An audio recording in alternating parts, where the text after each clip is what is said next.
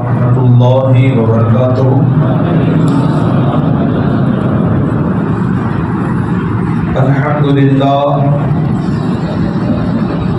الحمد للہ رب العالمین والعاقبۃ للمتقین والصلاة والسلام علی سید المرسلین وعلى آلہ واصحابہ اجمعین، اما بعد، اعوذ باللہ من الشیطان الرجیم، بسم اللہ الرحمن الرحیم۔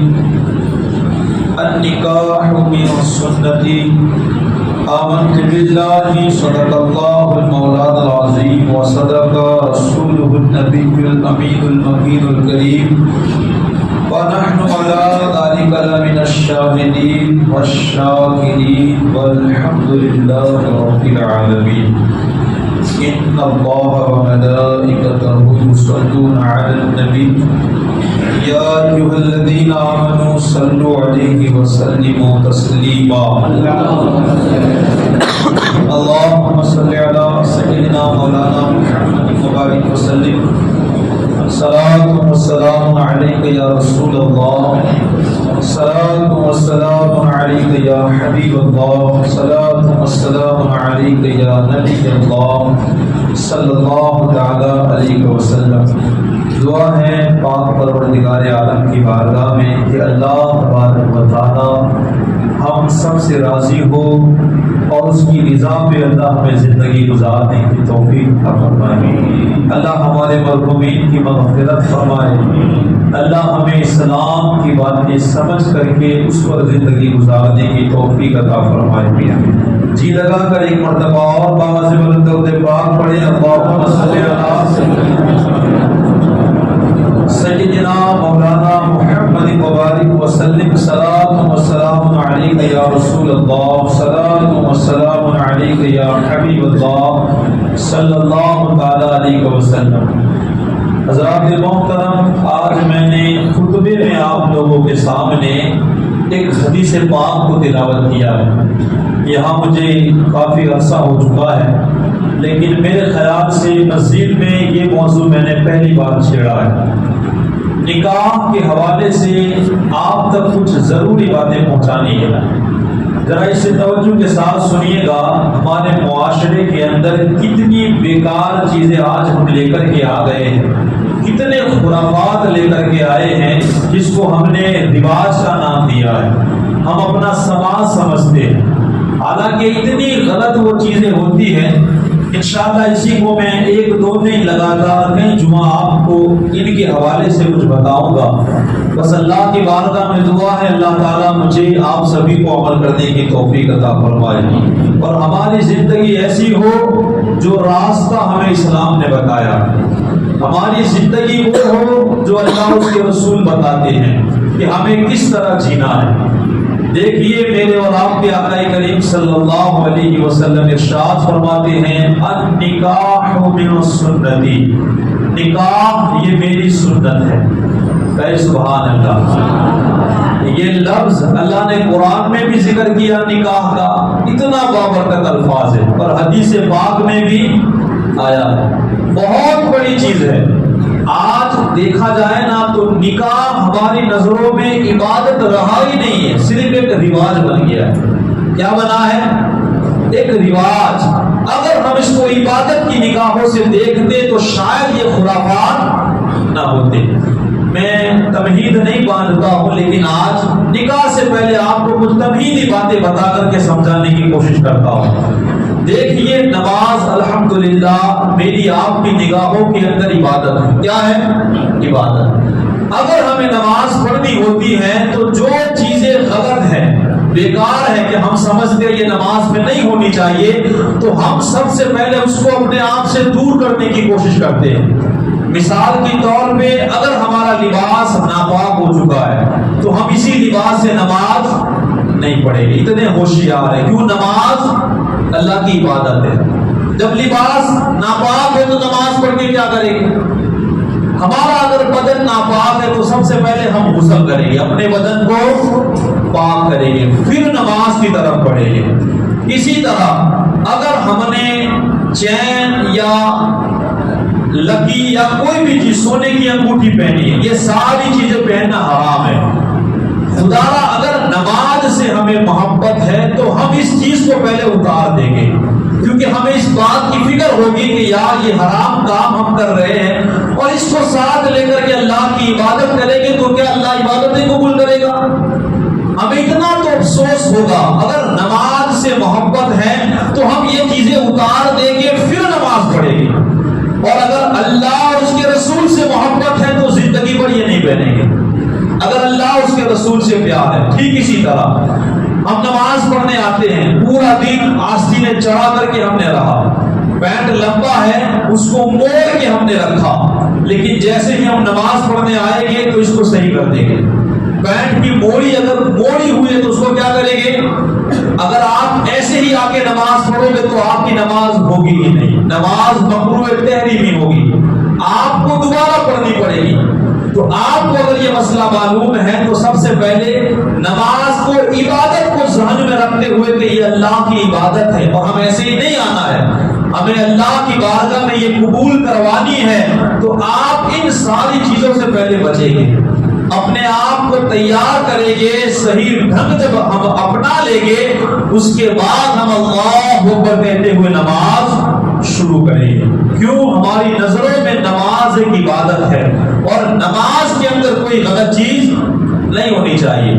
ٹھیک اسی طرح اگر ہم نے روزہ رکھا، آپ دیکھیں کھانا کوئی بری چیز نہیں ہے، پینا کوئی بری چیز، اگر بندہ کھائے گا نہیں پیے گا نہیں تو زندہ کیسے رہے گا؟ لیکن اگر ہم نے روزہ رکھ لیا، اور روزہ ہماری نظروں میں کیا ہے؟ بولے آپ زور سے، عبادت۔ آپ تنہائی میں ہیں، پیاس آپ کو لگے گی، آپ کلی کرو گے نا، پھر بھی دل میں خیال رہے گا کہیں ایسا نہ ہو کہ قطرہ میرے حلق سے، حالانکہ پانی پینا حلال ہے، لیکن روزے کی حالت میں آپ یہ کام، آپ کو اس چیز کی فکر ہوگی کہ بھئی روزہ عبادت ہے اور اس عبادت کو اللہ کی بارگاہ میں مجھے قبول کرانا ہے۔ میں نے روزہ رکھ لیا اور پانی حلق کے نیچے سے چلا گیا تو پھر وہ روزہ کہاں رہا؟ وہ تو ختم ہو جائے گا۔ آپ کھانے سے بچو گے، آپ غیبت سے بچو گے، چغلی سے بچو گے، بے حیائی کاموں سے بچو گے۔ آئے دن اگر آپ نماز چھوڑ دیتے ہو تو رمضان کے مہینے میں اگر روزہ رکھا ہے تو آپ فکر کرو گے کہ نہیں مجھے نماز پڑھنے جانا ہے، کیوں؟ میں نے روزہ اللہ کی بارگاہ میں قبول کرانا ہے، یہ عبادت مجھے وہاں لے کر کے جانی ہے۔ تو روزہ اگر ہماری نظروں میں عبادت ہے تو جتنے روزے کے ساتھ پورے کام ہیں وہ سارے ہم الگ کر دیں گے اور روزے کو ماشاءاللہ اچھا بنانے کی کوشش کریں گے۔ ٹھیک اسی طرح ہمیں زکوٰۃ دینی ہے، کبھی دیکھا ہے کہ زکوٰۃ دینی ہے تو بندہ بھائی کو دے دے، بندہ ماں کو دے دے، بندہ چلو پڑوسی ہے ہمارا دوستار ہے ہم اس کو دے دے، نہ۔ زکوٰۃ ہماری نظروں میں ایک عبادت کی حیثیت رکھتی ہے، تو ہم سب سے پہلے اس آدمی کو ڈھونڈیں گے جس پر زکوٰۃ فرض ہے۔ بھئی ڈھونڈیں گے نا، ہم پہلے ایسا آدمی ڈھونڈیں گے بھئی کون ہے جو زکوٰۃ کا حقدار ہے، کیوں؟ ہمیں یہ عبادت اپنی قبول کرانی ہے، ہماری نظروں میں زکوٰۃ عبادت ہے، تو ہم ایسا بندہ تلاش کریں گے کہ ہم کہاں زکوٰۃ دیں تو ہماری زکوٰۃ قبول ہو جائے۔ اگر ہمیں معلوم ہے کہ یہ بندہ تو امیر ہے، اس کو زکوٰۃ دینے سے زکوٰۃ ادا نہیں ہوگی، تو ہم کبھی بھی اس کو زکوٰۃ، چاہے وہ ہمارا بھائی ہو چاہے قریبی دوست ہو، لیکن پھر بھی ہم اسے زکوٰۃ نہیں دیں گے۔ کیوں؟ کیونکہ ہمیں پتا ہے کہ یہ عبادت ہے اور یہ اللہ کی بارگاہ میں ہمیں قبول کرانا ہے۔ ایسی کئی ساری عبادتیں ہیں جو ہماری نظروں میں ایک عبادت کی حیثیت رکھتی ہے، نماز ہو، روزہ ہو، زکوٰۃ ہو، چاہے جہاد ہی کیوں نہ ہو۔ بندہ اللہ کی راہ میں لڑنے کے لیے جاتا ہے لیکن وہاں بھی وہ نیت خلوص رکھے گا۔ اگر وہاں بھی اس نے یہ نیت بنا لی ہے کہ چلو لوگ دیکھیں ہم کتنے بہادر ہیں، ہم شیر ہیں، ہمارا تیور لوگ دیکھیں، تو پھر وہ جہاد عبادت نہیں ہے، کل قیامت کے دن اللہ اس کے منہ پہ مار دے گا۔ یہ سرکار دو عالم صلی اللہ علیہ وسلم فرماتے ہیں۔ تو کہنے کا مطلب یہ ہے کہ جو بھی عبادت ہم کرتے ہیں ہماری نظر میں اگر وہ عبادت ہے الحمدللہ الحمدللہ، تو جو چیزیں غلط ہیں ہم اس کو سائڈ پہ کر کے اپنی عبادت کو اچھی بنانے کی، سمجھے آپ؟ لیکن ایک نکاح، الحمدللہ نکاح تو اتنی بڑی عبادت ہے کہ میرے اور آپ کی آقا کریم صلی اللہ علیہ وسلم ارشاد فرماتے ہیں جس نے نکاح کیا اس کا آدھا ایمان مکمل ہو گیا۔ آپ ذرا زور سے کہتے ہیں آدھا ایمان مکمل ہو گیا۔ آپ سوچیں، اب آپ نماز ایک طرف ہے، زکوٰۃ ایک طرف ہے، روزہ، یہ ساری عبادتیں ایک طرف، نماز کوئی کم تھوڑی ہے، میرے آقا کی آنکھوں کی ٹھنڈک ہے۔ روزہ کوئی رکھے، اللہ فرماتا ہے اس کا کیا بدلا، تو اس کا میں خود بدلا ہوں۔ زکوٰۃ دینے والا تو اللہ کا دوست ہے، سخی کو اللہ پسند کرتا ہے۔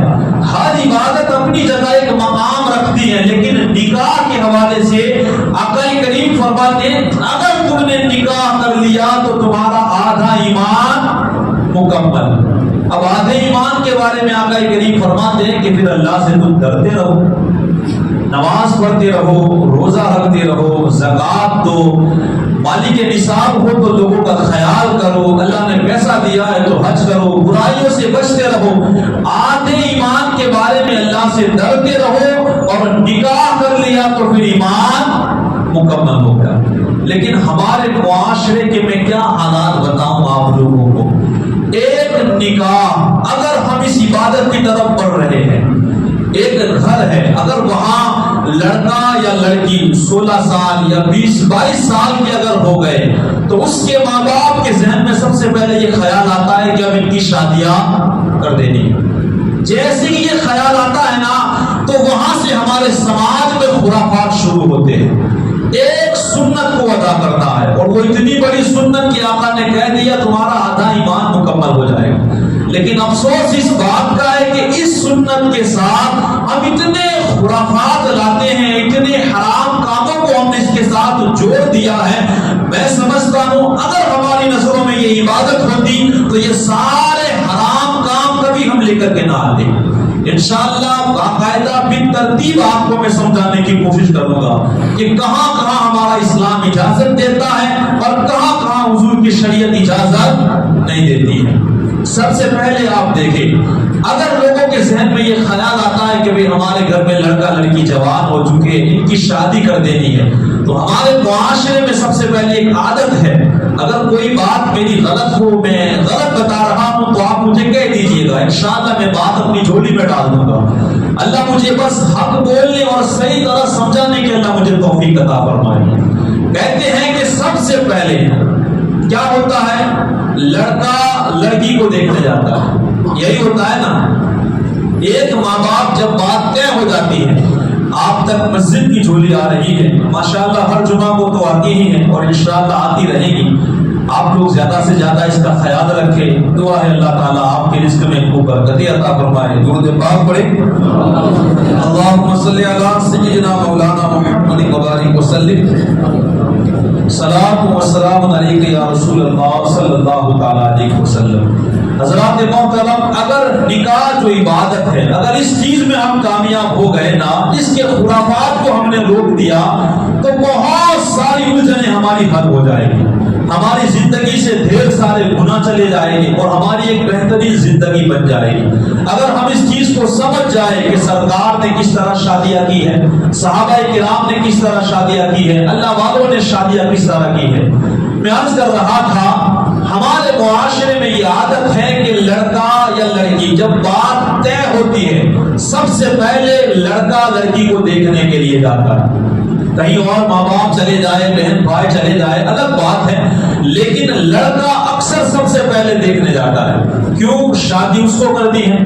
لڑکا جب لڑکی کو دیکھنے کے لیے جاتا ہے، اب اگر آپ مجھ سے پوچھیں کہ یہاں شریعت کا کیا حکم ہے، بھائی لڑکے کو لڑکی کے ساتھ پوری زندگی گزارنی ہے تو شریعت اس کو اتنی اجازت دیتی ہے کم سے کم وہ لڑکی کا چہرہ دیکھ لے، اس کو پوری لائف اس کے ساتھ رہنا ہے۔ اگر اس نے نہیں دیکھا، شادی کر دی گئی، اور اگر شادی کے بعد اس نے دیکھا اور پسند نہ آئی تو شاید اس کی زندگی سکون سے گزرے گی، اس کی زندگی ہو سکتا ہے کہ بعد والی مشکل پڑ جائے، تو شریعت نے یہاں تم کو اجازت دی ہے کہ چلو تمہارا لڑکا ہے، جا کے اسے دکھا دو کہ وہ دیکھ لے۔ اب وہ دیکھنے کے لیے جاتا ہے، اب لڑکے نے لڑکی کو دیکھ لیا، لڑکی نے لڑکے کو دیکھ لیا، اگر دونوں کو پسند آ گیا تو یہاں بات ختم ہو جاتی ہے، شریعت کی اتنی اجازت ہے۔ لیکن اس کے بعد ہمارے معاشرے میں جو گناہ پیدا ہوتے ہیں، جو حرام کاریاں ہو رہی ہیں، اس کے بعد زیادہ تر ماں باپ دیکھنے کے لیے جاتے ہیں۔ اگر ماں لڑکی کے ساتھ بیٹھتی ہے، باتیں کرتی ہے، کوئی بات نہیں، لیکن اس کا باپ دیکھنے کے لیے جا رہا ہے تو اس کے باپ کا دیکھنا یہ تو حرام ہے۔ کیا ہے؟ یہ تیری بیٹی نہیں ہے، نہ تیرے بیٹے کا اس کے ساتھ نکاح ہوا ہے، وہ تیرے لیے ایک غیر عورت ہے۔ کبھی کبھی کیا ہوتا ہے، باقاعدہ کبھی باپ جاتا ہے، کبھی لڑکے کا بھائی دیکھنے کے لیے جا رہا ہے، کبھی لڑکے کا بہنوئی دیکھنے کے لیے جا رہا ہے، کبھی چاچا جا رہا ہے، کبھی خالہ جا رہے ہیں، کبھی ماما جا رہے ہیں، کبھی پھوپھڑ جا رہے ہیں۔ یہ سارے لوگ آگے والے کمرے میں بیٹھے ہوتے ہیں، ان کے ساتھ جو عورتیں ہوتی ہیں وہ پیچھے بیٹھتی ہیں۔ لڑکی کبھی پانی لے کر آتی ہے، کبھی چائے لے کر آتی ہے، اور بتانا کیا مقصود ہوتا ہے کہ یہ مرد حضرات بھی اس خاتون کو دیکھ لے۔ ہمارا اسلام اس کی اجازت دیتا ہی نہیں، یہ تو حرام کام ہے۔ ایک سنت کی طرف ہم بڑھ رہے ہیں، لیکن دیکھیے یہ کیسے خرافات ہمارے سماج کے اندر آئے ہیں، اس کا دیکھنا کیا ہے۔ اب آپ سوچیں یہ کتنا، ہمارے آقا کریم صلی اللہ علیہ وسلم نے تو ارشاد فرمایا اگر کسی کے گھر میں جاؤ تو نگاہیں نیچی رکھو اور اس کی حفاظت کرو، ادھر ادھر نظر نہ دوڑاؤ، ہو سکتا ہے کہ کہیں عورت پر تمہاری نگاہ پڑ جائے۔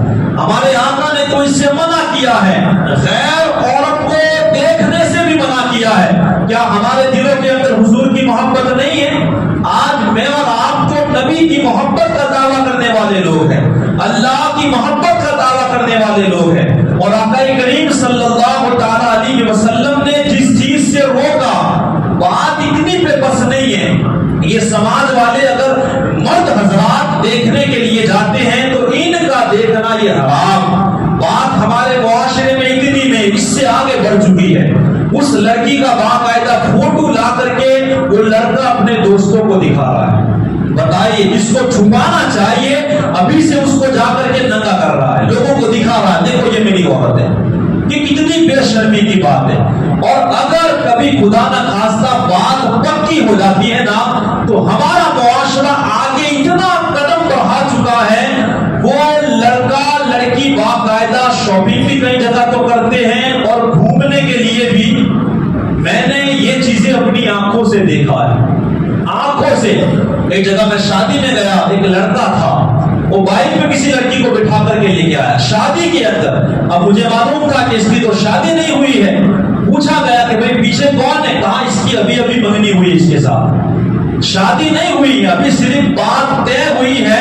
وہ ماں باپ بھی دیکھے کتنی غیرت مر چکی ہے، اس کی ماں تھی، ماں بھی شادی میں آئی ہے، باپ نہیں ہے، دنیا سے پردہ کر چکا ہے، لیکن باپ بس میں آئی ہے۔ ابھی تک تو بیٹا بائک پہ بٹھا کے ماں کو لے کے جاتا تھا، جیسے کہ ابھی بات طے ہوئی ہے تو ماں کس سے آئی ہے؟ وہ بس سے آئی ہے۔ اور وہ لڑکا لڑکی کے گھر گیا، اس کو بائک پہ بٹھا کر کے شادی میں لے کے آیا۔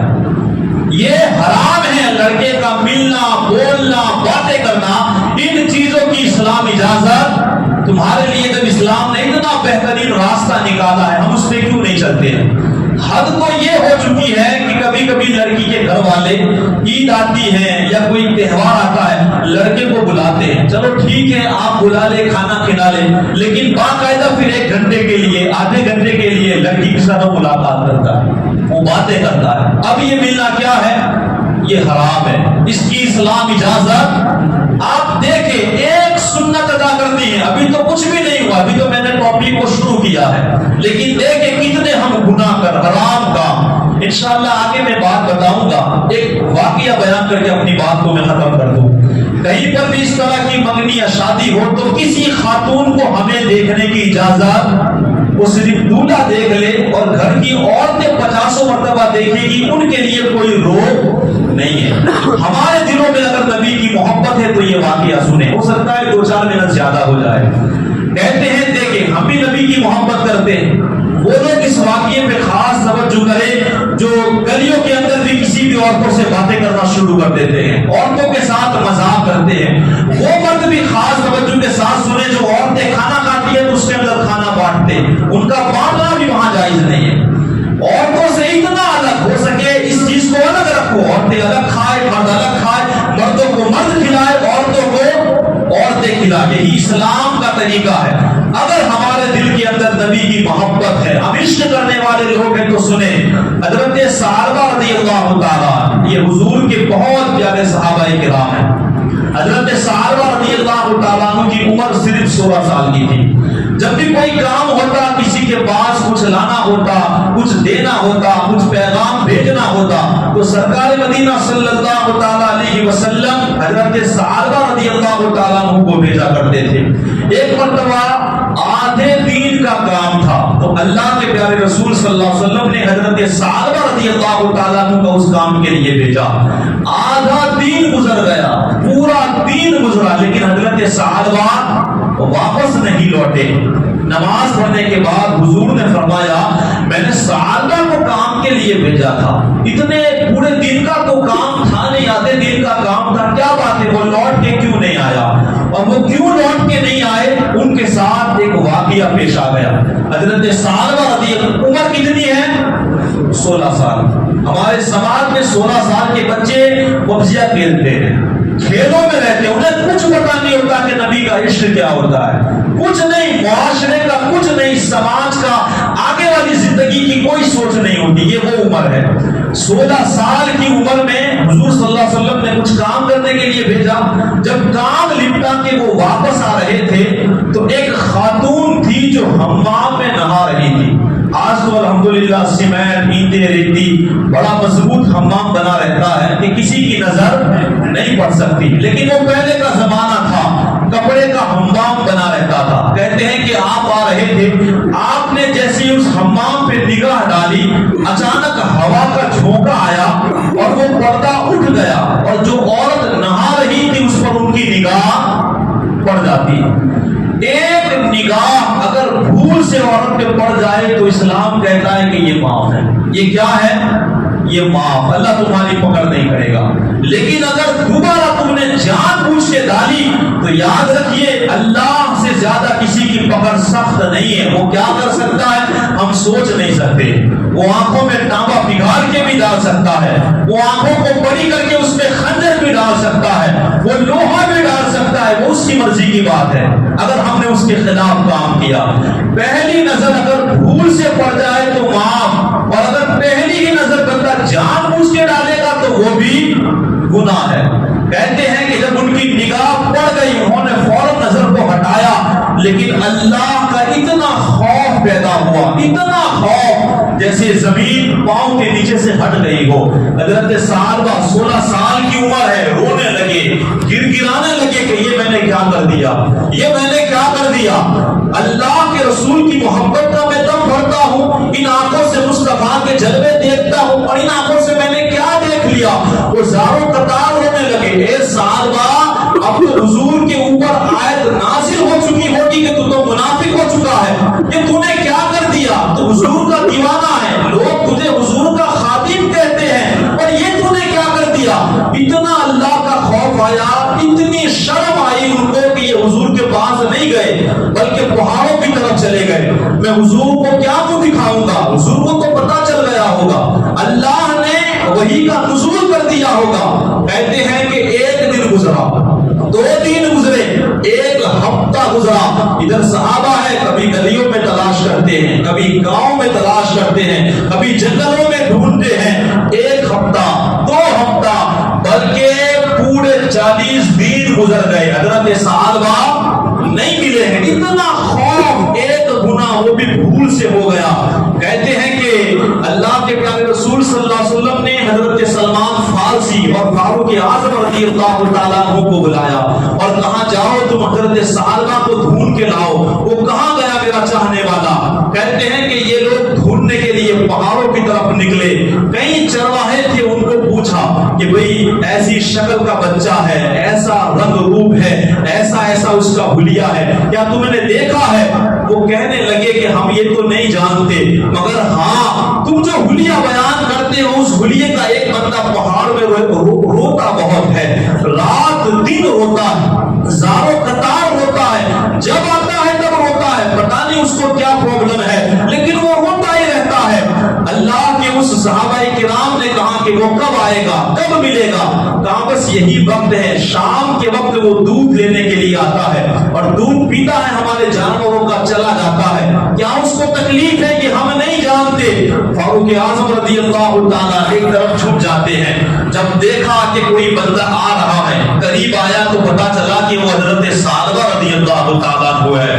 رو رو کے انہوں نے اپنے جسم کی حالت بگاڑ دی ہے، اتنا خوف ہے، ایک ہی خوف، اللہ کو جا کر کیا منہ دکھائیں گے، حضور کے پاس کون سا چہرہ لے کے میں جاؤں گا، یہ میں نے کیا کر دیا، یہ میں نے کیا کر دیا، میں تو حضور کے محبت کرنے والا ہوں۔ کہتے ہیں کہ آپ کو پکڑ کے لے کے گئے، کہا کہ اے عمر مجھے چھوڑ دو، میں تو منافق ہو چکا ہوں، حضور کے اوپر وحی کا نزول ہو چکا ہوگا، اے فاروق اعظم مجھے چھوڑ دے۔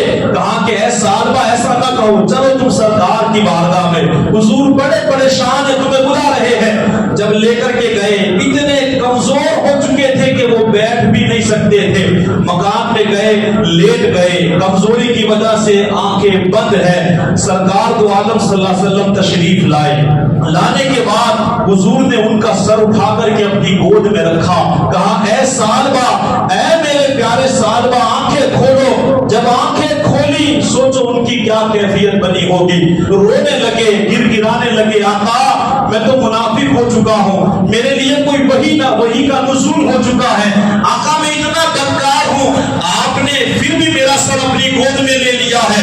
حضور نے فرمایا کہ ایسا نہ کہو، بتاؤ آخر کیا مسئلہ ہو گیا ہے، پوری بات بتائی۔ جب حضور نے دیکھا کہ ان کے دل میں بڑا خوف ہے اللہ کا، بڑا خوف، تو حضور نے فرمایا یہ بتاؤ کہ تم کو اللہ سے امید کیسی ہے، اللہ سے تم کو امید کیسی ہے؟ حضرت ثعلبہ فرماتے ہیں یا رسول اللہ، اللہ سے تو امید ہے کہ وہ معاف کر دے گا، اللہ سے تو پوری امید ہے۔ انہوں نے کہا کہ وہ میرے جسم میں جیسے کیڑے چلتے ہیں، مجھے ایسا لگ رہا ہے۔ آقا کریم صلی اللہ علیہ وسلم فرماتے ہیں کہ اب شاید تمہیں فرشتے لینے کے لیے آئے ہیں، تمہاری موت کا وقت آیا ہے، مگر یاد رکھیے ایک مومن کی شان یہ ہوتی ہے وہ گناہ کر کے اپنے گناہ پہ پچھتاتا ہے، شرمندہ ہوتا ہے، لیکن جب رحمت کی بات آتی ہے تو وہ اللہ سے امید کرتا ہے۔ یہ مومن کی شان ہے۔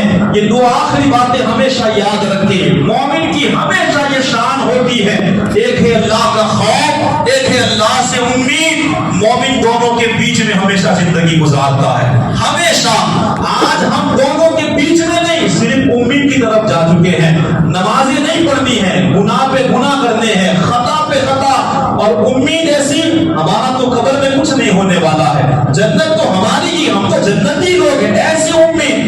یہ مومن کی شان نہیں، مومن ہمیشہ اللہ سے ڈرتا رہتا، ہمیشہ جب بھی خوف کی بات آئے اس کی آنکھوں میں آنسو آ جاتے ہیں، اس کا دل لرزنے لگتا ہے، لیکن جب رحمت کی بات ہوتی ہے تو پھر وہ سنبھل جاتا ہے، وہ تمنا کرتا ہے بھلے میرے گناہ ہزاروں ہے مگر میرا رب بڑا رحیم ہے۔ وہ کسی نے کہا ہے نا کہ گناہوں کی وجہ سے رات بھر نیند نہیں آتی، لیکن جب یاد آتا ہے کہ اللہ رحمان بھی ہے تو پھر سکون سے سو جاتا ہوں، سکون سے نیند آ جاتی ہے۔